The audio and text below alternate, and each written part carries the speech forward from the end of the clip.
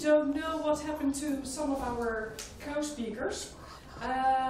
So we hopefully Eliana will join us. We know that Edith won't join us this afternoon. So it's myself, and my name is Marjolein. En je moet het lenen. Van Zambia. Shall I introduce you? Would you like to introduce yourself shortly? Hi everyone.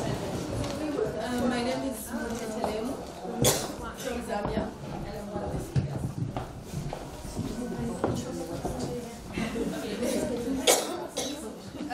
So I'm involved in development work back in Africa. I do a lot of development with young people and children with specific needs to the girl child.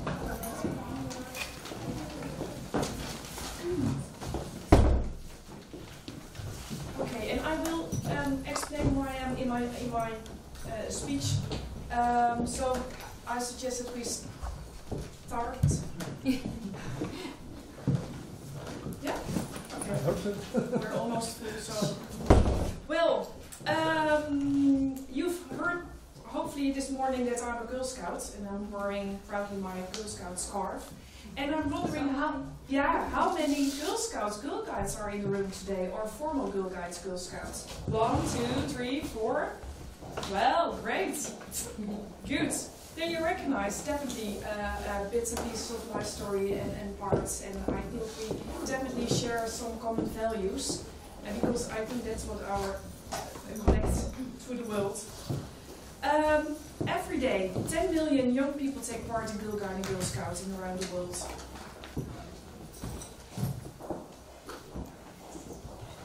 It's crowded. We do have 2 seats and then we're full. We have 2 seats over here and then we're full. I can take one. Oh, speakers, chairs.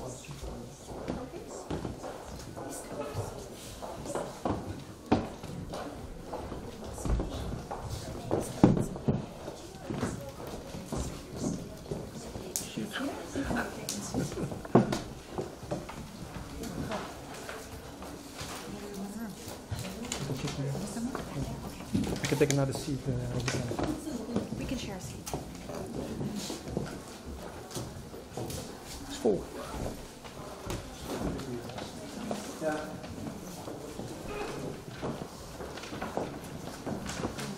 This is the last one.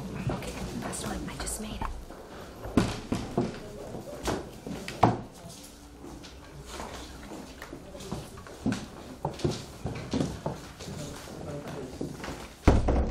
Yeah? Yeah. And enough oxygen as well? Well, if you start like... Then I open the door. And then we open the door or window or whatever. Well, every day 10 million young people take part in Girl Guiding and Girl Scouting around the world. Inspired and empowered by volunteer leaders, they grow in confidence, develop life skills and take the lead in their communities.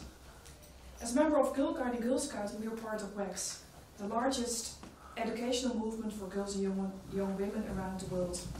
Together, we work for a world where all girls are valued through a unique value-based, non-formal education approach. Girl Guiding and Girl Scouting creates empowering youth learning experience. And I'm proud to be one of those 10 million Girl Guides around the world. And I'm proud to say I'm part of one of the 10 million change makers around the world. As a young girl of 7, I started as a small brownie here in the Netherlands. And in the Netherlands we have a co-educational setting, so it means we're having both boys and girls into one organization. But we do have single-sex groups, so just boys, just girls. And well, I grew up my scouting guiding career in a single-sex girls environment. And I learned to nod, learned about values, learned about Girl Guide sisters around the world. Nowadays we're calling this non-formal education. Learning from peers in the same age group, with peers as leaders of that small group, the petrels. Playing around in a certain theme, and above all, learning by doing. The first time putting up a tent with 6 girls, or walking a hike with a compass. Not always easy, but we managed. There were camp games in the area, so we participated for the first time in the games, and we were second last. but the fun we had and all the lessons we learned were incredible. When I was at the age of 15, I went with a friend to the National Scout hiking games. Most of the times just was one of the few girls, because it was more for boys, outdoor, active, tough, and it shouldn't be supposed to be for women. But I did, and I learned much again about the difference between boys and girls in scouting. And boys would say, oh, you can't do this, or you would take over if I couldn't do something. But I had learned in my single-sex environment that I could do it. Maybe it's a little bit different, maybe a little bit slower, but I'm sure I can do it. I was surprised to see these differences and realized that we need much more safe and supporting environments to let girls experience what they can do, so they develop trust and confidence about their own actions. I became a leader for the 7 to 10-year-old, the brownies or the cubs, and helped them develop to discover their potentials. I became a leader of the age group 15-18 and was more a role model for them, developing their fullest potential, like I had a role model when I had the same age. I realized that I could do more on national level to make the voice of young women heard, and I got the chance to become the first chair of the youth board of Scouting Netherlands. And again, I was surprised to see the difference by men and women in different boardrooms. I was invited as a young representative to a lot of official gatherings, and I had to make a lot of efforts to be heard and seen by the established, most of all, male network. But I succeed. With a lot of young enthusiasm, commitment, passion and energy, I was able to stand up and talk about young people and women as change makers.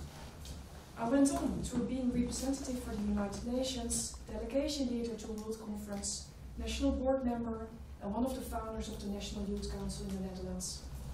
And now, today, chair of the Europe Region WEF-The and trustee of the World Board. So time to look back and reflect what happened on that journey. Because I realized that I had become a role model, an inspirator, a change maker, a leader. And that we need those women to inspire young women and girls to stand up and take action and develop leadership skills.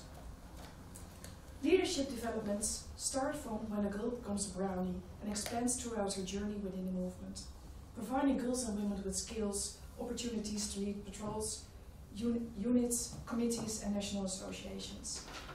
In Girl Guiding and Girl Scouting, we provide opportunities for our members to experience, learn and develop leadership through a variety of programs and activities. What are the principles on that approach to leadership in Girl Guiding? It is continuous learning, shared and distributed leadership, collaborative working models, a supporting environment, and a critical approach to status quo. I was one in the sessions this morning and we were saying when you want to be innovative, you need to look for the critical people who ask the right questions instead of all the people who say yes. And it's the same here. Creative and analytic thinking. Another important part of WEF is speaking out or advocacy. And it has been an integral part of Girl Guiding and Girl Scouting since the beginning. The movement began in 1910 after a group of girls spoke out about what they wanted at the 1999 Crystal Palace Boy Scout rally. They demanded a movement for girls, and they achieved it. It was the first advocacy activity in Girl Guiding and Girl Scouting, which laid the foundation for decades of advocacy actions by girls and young women around the world. Advocacy plays a crucial role in achieving the WEF's mission, to enable girls and young women to develop themselves to their fullest potential as responsible citizens of the world. And being a responsible citizen means being prepared to speak out and take action on behalf of others and ourselves. And how do we do this? How do we empower girls to speak out? Well, we enable women to participate and speak out at the highest global decision-making bodies. We provide them with their first powerful experience of speaking out to shape their future and that of their community. So they talk to heads of states, key UN officials, they lobby decision makers on issues that they cared about, such as gender equality and empowerment, youth rights, non-formal education, environment and climate change, and the Sustainable Development Goals. Across the world, our movement is a powerhouse of skills, commitment and energy.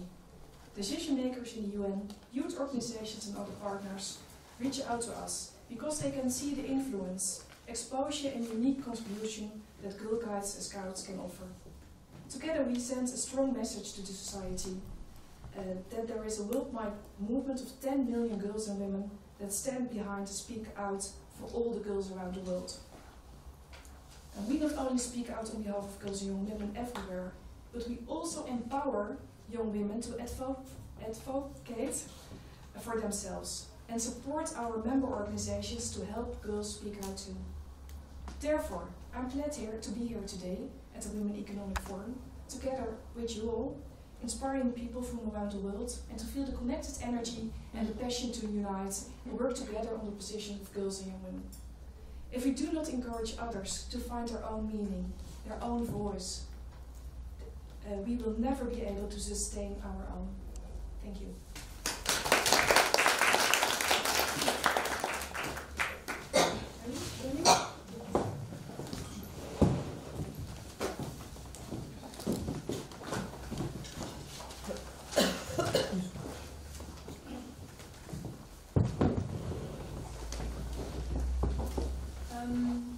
Hi. So my name is Mutetelenu Kalama, and I come from Zambia. After having chats with a lot of people in here, most of you don't know where it is. It's in southern part of Africa, that is neighbors with Zimbabwe, Tanzania, and things like that. Women as agents, as change agents. For me, I'm going to tell more or less like my story of how I translate that. So, having grown up in an African kind of setup and society, it's very patriarchal, and it's a generation where, I mean, it's a status where a lot of things are male-dominated. It's like when I'm growing up, I can't speak in certain meetings, I cannot stand up, I cannot tell my mother to say I'm not interested in such kind of myths and traditions that are there, especially when it comes to leadership and taking a leading role as a girl child in different sectors. So when I was growing up, I grew up in such a community, and one of the things that I remember from growing up is that my community, because some of the things and the challenges that we face in Africa for girls are teenage pregnancies, HIV infections. Like for my country, a lot of girls are getting infected with HIV as compared to boys, and also environmental issues that are there. So when I was growing up, I grew up in a community where most of the girls or people my age would not even complete high school. They would not even go to university because of these other issues that would affect them. And for me, really, it's because I had a strong mother who believed so much in education, and she told me the only way out of this kind of society or poverty is through education. And I took a leap of faith through that. And when I was growing up, when I was, I think, 16 years old, of age, I decided to be different in my community. I said I don't want to be like those girls that would fall pregnant or get HIV and AIDS before my time and maybe die before my time and not do anything significant in my community. So I decided to join the United Nations Children's Fund, UNICEF, for a program that was centered on children. And what they were doing in my country is that they were empowering children to become more or less like advocates in climate change and HIV and AIDS. And so I joined them from there and took on different capacity buildings that they gave me, and also exposure to things, and started learning a lot about the things that I didn't understand when I was growing up. And it is through that I got the interest of speaking out for the girl child. And so my interest really was about creating change and being the young leader that I would want to see, and giving an opportunity to other girls as well, because it's not everyone who would get such an opportunity, maybe to be to have like education or to have good health system working for them from my part. And so through that, I also had an interest in radio, because where I come from, radio is the most accessed technology and means of communication that you would use, because for my population, half of the population own radio cassettes, and they're able to access them via phone and internet and things like that. And so through that, I developed an interest in radio and started using it for something different, because radio is just about entertainment and things like that. And so I thought to myself, why can't I use radio to talk about issues that girls are facing in my community? And this is what I started doing. One day I just woke up and went into a radio station, young as I was, and obviously knowing that I'm going to meet a male person in that radio station, and I walked up to them and said, look, I have this idea and I need it implemented because this is what I feel should happen. And the guy looked at me and was like, what have you studied? And by then I had just completed high school. I told him to say, no, I'm just an ordinary girl, and I would want some of these things to be taken out there for other young girls to actually resonate and have solutions to problems that they are facing. And well, that was taken upon, and I started running a radio show with a couple of friends that came to join in, that was focused on social change, and it was really about HIV and AIDS, children's rights, and anything that was relevant at that moment. And having grown up through the UNICEF system, I met a couple of friends who have the same interests in that, or like I, and from there we started an NGO. We formed an NGO that is 3 years now, that is called Agents of Change Foundation. And really our focus and motive for that NGO was to train young people in radio skills so that they can use it for social change. And now we have young people that we call youth reporters, who are in 5 provinces of our country and in about 7 radio stations that are running shows that are focused on climate change, HIV and AIDS, and all these things that are just relevant to their communities. Because I really believe the power of radio is a great tool that can be used to disseminate information, apart from, because not a lot of people have got access to the internet. So radio is something that they can actually use for that. And so as years went on, I developed an interest in development, and so I went on to university and studied development studies, which gave me a whole wide kind of insight on things that are happening. I became more aware of issues that would happen in my community and also elsewhere as well. And so through that, again, I started an initiative that was just focused on girls, because even when we started the NGO, we included boys in the system because we thought it should be both ways. And so I still had passion for the girl child. I went on and started a project that was just focused on mentorship for girls.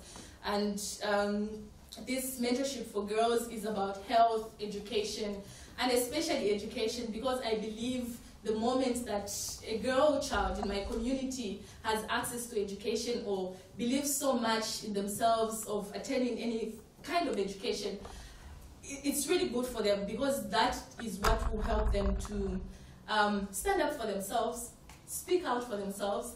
And even in this initiative, we still use radio and produce podcasts that relevant to their issues, relevant to the girls' issues. And I believe like being a young leader or a young woman as a change agent, it's also about empowering other girls to more or less be like you. Because if I wasn't given the opportunity to know what I know now, I don't think I would be here standing and talking to you right now. So that's why I believe in also empowering other girls to have access to all these things, and really that is something that is helping them and it's producing fruits, because a lot of girls now are confident and are able to speak out on issues that affect them. And one of the issues really that has had a lot of spark and conversation going on is about menstrual hygiene. And this is more or less like a taboo in our tradition. Like, we can't even talk about that. Like, you can't talk about pads. And it's something that I thought girls should be aware of, because this is what's happening to their bodies. So they should have something like that. So I also carried a dissertation at school that was focused on that, and I really wanted to find out like what issues and what young people and girls more specific think about that. So those are some of the issues that we're looking at right now, and sort of want to create and give an opportunity to more girls to have access to information, because when they have access to information, they're able to really dream big and do whatever they want to do. It's the opportunity that is given to them that is important. Thank you.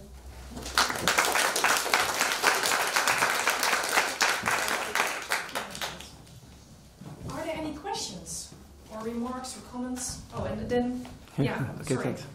They told me to take the mic. Okay. Yes, so my question is for you. Did you receive any resistance from your patriarchal society when you decided to step up and speak out on these issues on the radio? And because it sounds like you're a trailblazer, no one has ever done that before. Did you have any resistance at all? Yeah. Oh, sorry. Thank you. There was a lot of resistance, and especially going on and having such an idea when you're just a small girl, like a young girl. A lot of people questioned and said, what is it really that you're looking for? If you have such thoughts, you'll never get married. Those are the kinds of comments that I was getting. And really, it's funny how they would center marriage at everything else that is happening and would tell you to say, I think you speak too much. Yeah. You know, you talk too much, so it's better you bring it down and whatnot. And even sometimes walking into meetings and finding a male-dominated meeting, and you would sit there and try and put your views out there, would always be challenging as well. But yeah, those are some of the challenges that have been there. Other questions? Yeah, I come to you. Can I just get your name again? Mutetelenu. Mutetelenu. I have it, Mutetelenu. I'm born in Zimbabwe. Yeah. I want to just say that some of us have had very similar experiences in other countries with other patriarchal systems. And so I wanted to ask you, because you are bright and young and with such passion, what do you think are the 3 most important things that you learned about dealing with all this resistance? What helped you?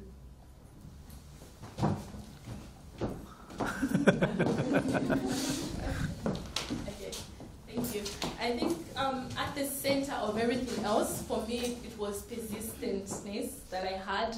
I just wanted whatever I thought should be done, whether they like it or not.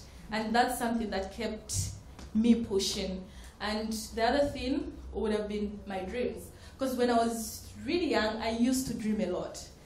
Daydream, like I would sit and think about the future, look into the mirror, and sort of pretend someone is interviewing me. Maybe I'm on TV and talking about such issues. And these are things that have come to light, to pass. I mean, I do get to be interviewed on TV or radio and different other kinds of platforms. So it's that dream and goal that kept me going to say, I need to do this for myself, and later on, if I do it for myself, then other young girls can be inspired as well to do something like that.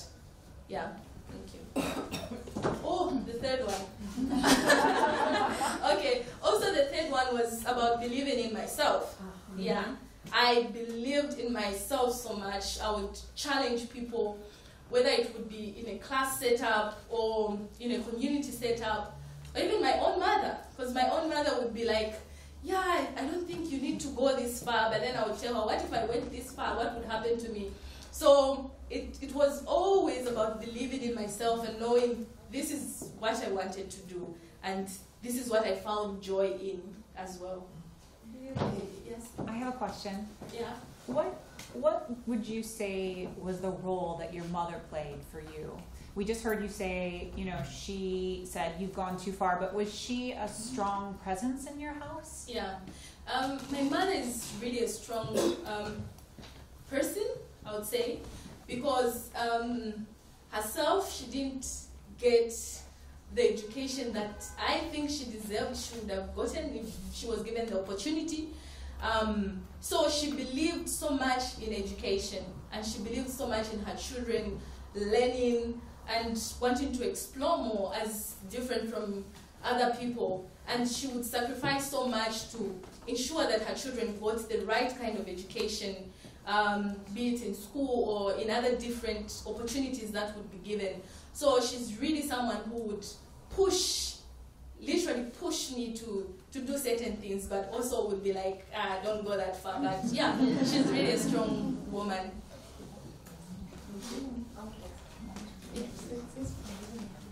Hi. Could you just tell us about the impact you think you've had on some of the girls that have come across you either via the radio or in the workshops that you do? What changes have you seen? So there's been a lot of impact of some that has been measured as well. But then I would talk about the most significant changes that I've seen. I don't know whether this is okay.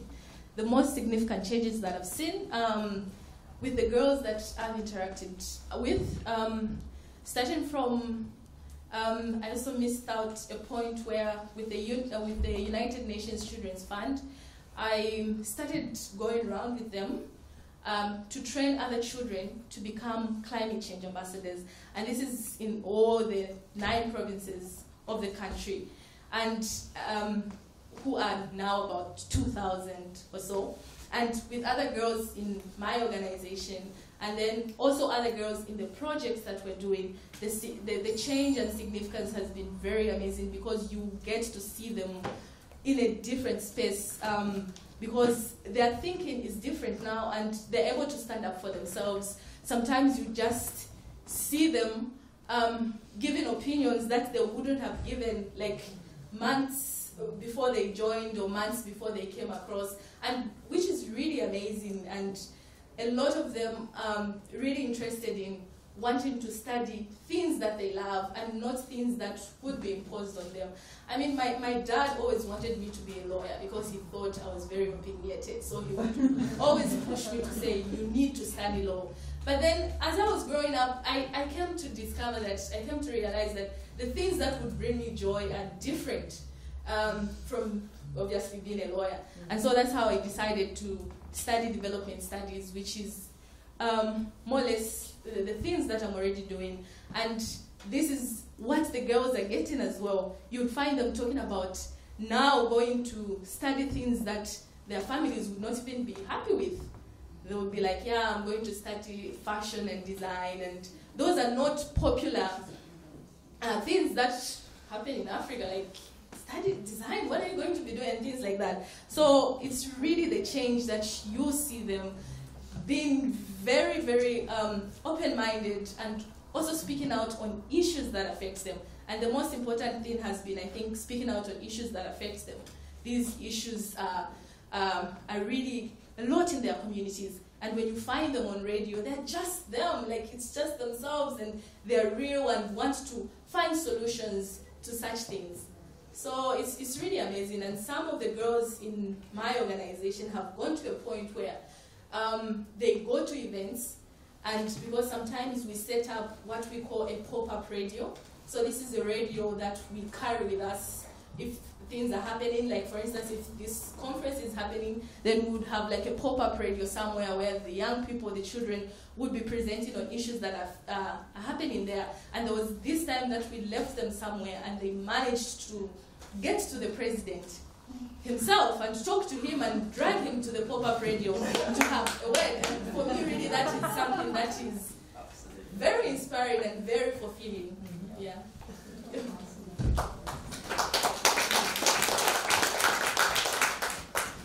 Other questions or remarks or comments? No? Well, then I have a question for you. How can we create more opportunities for women to become the change makers? Any ideas? Before, I think you asked if anybody had a comment before you asked the question, and my comment is going to answer your question. Here's something interesting I noticed, is that you had one opportunity to be a change. You had nothing else around you, and think about this from the mindset. We can see ourselves as, oh, there's nothing here for me. I see everything around me, and nothing speaks of hope. You saw everything that was around you, and there was only, to my knowledge, or to what you shared, one opportunity. You saw it for what it was worth. You took it, and you ran with it, and then you built upon it. And that was my takeaway from listening to this. And I think that's so instructive for all of us, because oftentimes we wait for something to come our way, especially in the way in which we think they should come our way. But you really had so little to go on, and yet you saw one tiny little spark and made it into a fire. Yeah, that was my takeaway.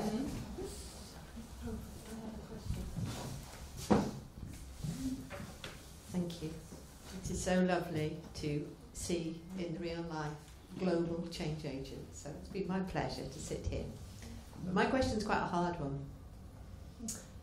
What will you be doing, global change agent, in 10 years' time? And what will your legacy be then?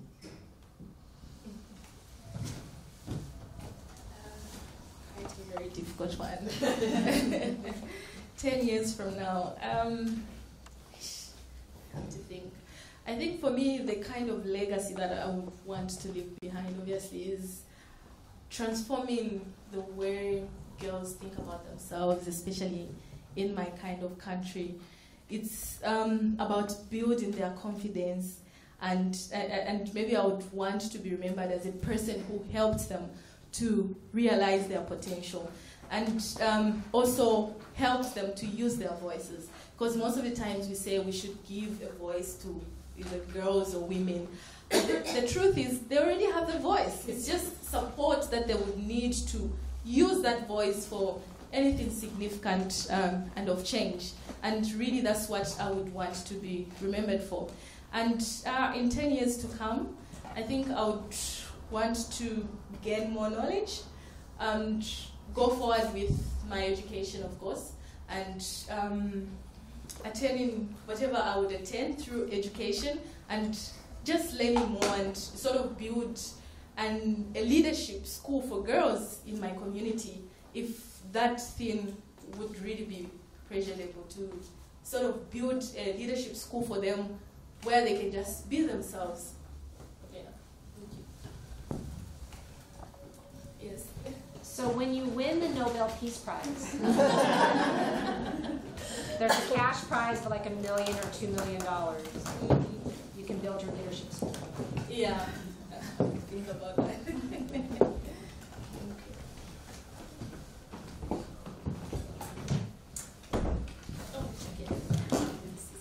Thank you. If you look at the theme of this year's International Women's Day, the focus is very much put on grassroots women like yourself.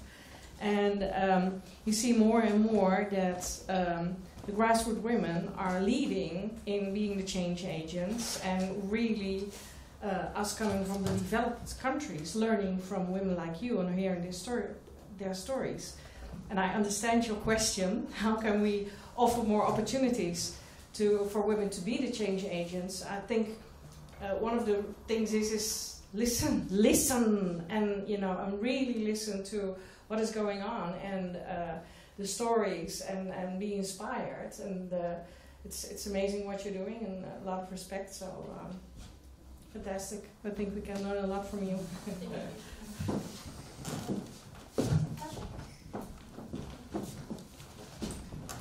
I think the question on impact and also how you see change after 10 years, I would like to also give you the chance to share what your vision is for 10 years, because I guess part of change making is also including other discussions.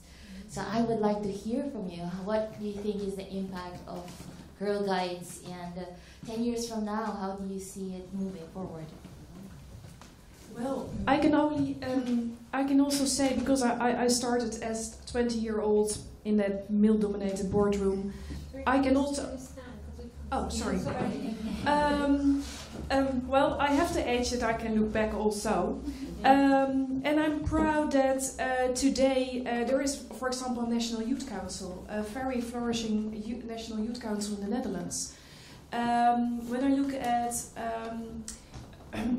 my mother organization, Scouts in Nederland, we do have a lot of young people, and we're organizing a big summer camp for 5,000 people with just people around 25 years old. And sometimes it's difficult for people to deal with young people organizing a big camp, for example, here in Hague, and dealing with 5,000 people. And they're saying, well, you're too young, you're unexperienced, you can't do this. Where is your decision maker? No, the 25-year-old one is the decision maker. And I think there is already the legacy that, for example, in the Netherlands, we take them, we value them for who they are and their skills and their commitment. And when I look in Europe, for example, WEF-The Europe, I do have a quite young, unexperienced board team. And I'm so happy and proud, to be honest, to see them growing. And because we have our annual meeting today and tomorrow and the day after, and I'm here today, so the team has to do it themselves, which are absolutely fine. And well, one of the youngest, I can do it. I can be the vice chair, and I stand up and I lead the meeting, which he's doing right now. So they're not always huge steps. They're always small steps, and they're small steps in giving people the opportunity to, well, attend such a day as today, or a meeting such as today, or let them grow by, a meeting, or even small, and I go back to that guiding a scouting game, when you are in front of a group of brownies or Cub Scouts, and you explain the game you want to do. All the brownies or Cub Scouts, which are jumping around and doing things, they have to listen to you. And you're not a teacher. It's another way of non-formal education. And how can you still explain that to those? And then you discover it, because sometimes when we ask leaders, are you a leader? Well, I stand in front of the group. But are you a leader? No, not in daily life. But they don't realize, and it's make them aware, that they absolutely do have leadership skills. And I discover a lot that we do have a lot of volunteers in the Girl Guide and Girl Scouting movement, but they don't realize how big their potential is. And they don't realize what kind of beautiful skills they have. So my job at the moment, and that's a really nice one, is to tell people and show them and just give them the mirror that they are beautiful and that they are brilliant. And I'm absolutely enjoying that part at the moment, to be honest. That's my part. I was reflecting on your question and also building up on your beautiful story. That is exactly that change starts from small steps. I have 2 children, a boy and a girl, and I try to teach them that you can do your little part. Even if you're 3-year-old, you already can do a little part, because sometimes we are overwhelmed by the change, but it's so big, and you think about climate change or this big question. I say, I will never be able to do anything, I'm too small. But if you take a small step, if everybody takes a small step, then we can grow together, instead of just letting go and say, I would never be able to. It's like your story, they say, what I have now in my hands, I can go to a local radio, and it seems such a small thing, but it already made a huge difference. Now you can build on that. So that was a very good takeaway from these stories, and just teach our children and also do ourselves our small steps for change. I totally agree, and it takes a lot of small steps to make one big one. Other questions or comments? I have a couple of comments, actually, and I agree with a lot of the views that have been said. And there's this really famous saying by Gandhi, be the change that you want to see, and I think both of you embody that, so I think that's amazing. I just want to say, we talk a lot about women empowerment and how can women be change leaders. I think it's really important to educate men as well. So I'm Indian, and we have a lot of similar issues, not at the same scale as you do, but yeah, we have the same thing. Our mom said, don't do this, you won't get married, don't do that, and but I think it's a lot about empowering men as well, right? Because if they said, I think, it's my personal view, it may be controversial, I think women in India have gone way beyond men in their thinking and in aspects of change. And I think if the same education or the same kind of empowerment is to come, it has to come from both sides of society, because we're 50-50, and that's what will drive real change. So I think that's one of my comments, but yeah, I do agree with the small steps and taking every opportunity you get. But yeah, it's just a good remark. Yeah. Can you hand over to your Yes, of course. I just wanted to take the discussion a step further. Since you are both here, I see you different age groups. So my question is about younger women. Obviously, we all in the room have experience with what younger women really need, but an area I've been very interested in is how to bring a lot of what we are doing in this room today to younger women. And so I wanted to know what you think. Do you think it would be more empowering for younger women to learn from other younger women, like you presented? Mutetelenu,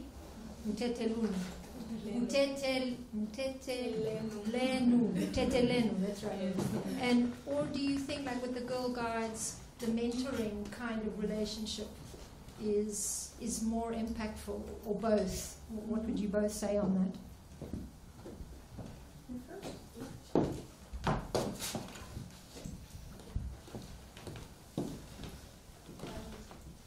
I think for me, it's really on what is relevant. Obviously, we are from different societies, and a lot of things would resonate with this kind of group. And I think the best practices for me that I think has worked is having younger women to sort of take the lead when it comes to also trying to help the girls who are younger than those women. I'll give an example of where we hold workshops and capacity buildings. Our system or mantra that we've taken is to bring other young girls who are doing the same kind of inspirational work to come and talk to the girls, because they relate more to that as compared to bringing someone who's older than them, because then they'll start thinking about bigger things to do instead of concentrating on the smaller things that they can be able to do at that moment. So it's really also trying to talk to them like peer to peer, and connecting them to younger women who are more or less interested in the things that they're interested as well. And it really works out for them because they are free, and especially with the kind of culture that we have where I come from, it's difficult to relate to someone who's older than you if they're not your relatives or they're not your mother. But if you have someone who's younger and in the same group, and it really is easy to connect with them. Well, I think there are different aspects in your question and in my answer. Some of our member organizations, they do have surveys in their countries, so they ask their girls, their small members, how do you say, individual members. And there are beautiful surveys in the UK and, for example, Canada about, for example, like the example I just gave about, are you aware of your leadership skills? And together with Oxford Brookes University, we worked on a model or an approach how to become more aware of these skills. And also how can you use them in a co-educational setting, like the men, because you need the men. It can be safe to practice and to learn in that single-sex environment, but the real world is not only female. The real world is also like the balance. And are you still aware of your skills and your competence and confidence? So it's like the awareness, raising awareness, I would say. And one other, I'm thinking about our Dove project. I think you all know Dove, the Dove from the douche shower and the thing, and they have that beautiful advertisement with real women, real bodies. And we're working together with Dove. We're doing a project on self-esteem. And one exercise is draw a princess, and they all draw the Disney princess with a small, slim, long blonde hair or blue eyes, or what? The typical princess. And of course, it's not real. So we're working on what are real body image. What is real body esteem and self-confidence. And in Europe we are quite co-educational setting, so we're working with boys and girls.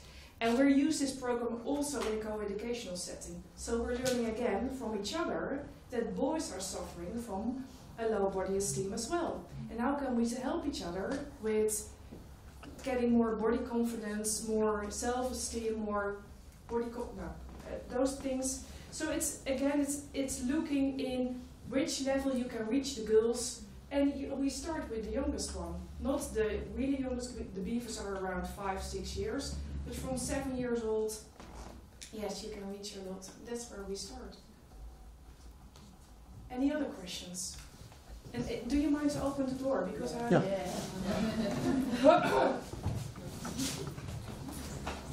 Hi, it's not so much a question, I just think it's more of an observation.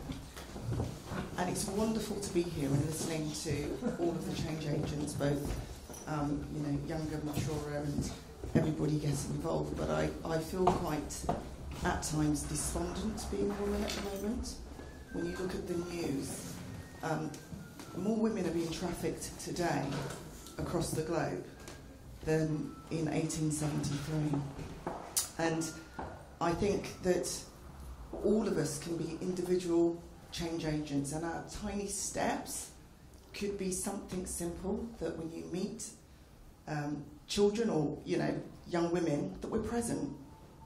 We live in such a very busy society whereby rather than looking at somebody on the tube, people will sit on their mobile phones, and I just think that when we meet one another, we just need to be A, kinder, and B, more importantly, present. Because when you're present and you look into somebody's eyes and you see the windows of their soul, you can see more than we give ourselves credit for. And one of the organisations that I work for, we help young women who have been trafficked, or young girls that have been trafficked up and down the UK. And I honestly believe that if we take time to look at each other, you could most probably see that somebody's in pain or they're desperate. So.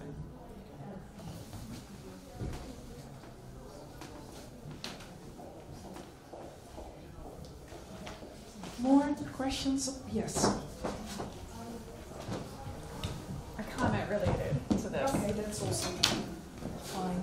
Another way that we can help girls become leaders is challenge these stereotypes. Well, first inform girls of these stereotypes, but then also challenge them. In my work as a school teacher with young kids, I started doing that because I've been reading a lot about this, and I would share this with the kids. Like, hey, do you know that they've done studies where boys and men are allowed to interrupt, and people get away with it, whereas girls aren't? And it was, everyone was appalled.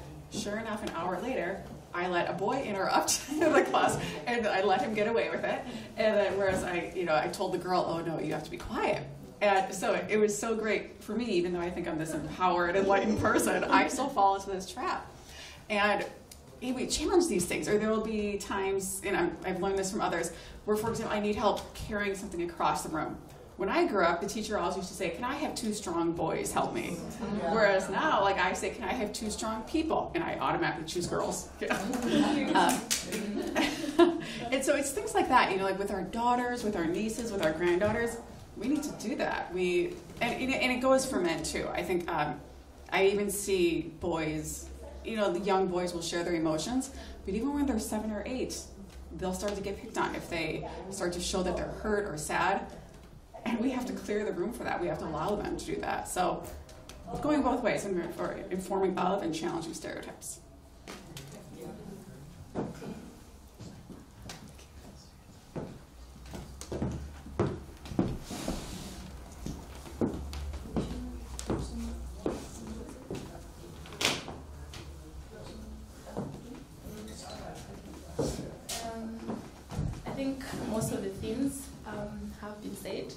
and I'm just hoping to learn more. I think I was a little bit skeptical about coming here all the way from home and thinking of how I would navigate through the city. But I think it's really fulfilling and it's really amazing to see a lot of inspiration and incredible women who are here, and also wanting to learn more from you, because I think you've done, like, you've lived a more longer life than I have, because I'm 25, and I'm hoping to meet other older women who are really doing pretty amazing things to learn from. So it's really a great honor to be here right now and really to see everyone in here. So thank you very much for having the time to come to this session. Yeah.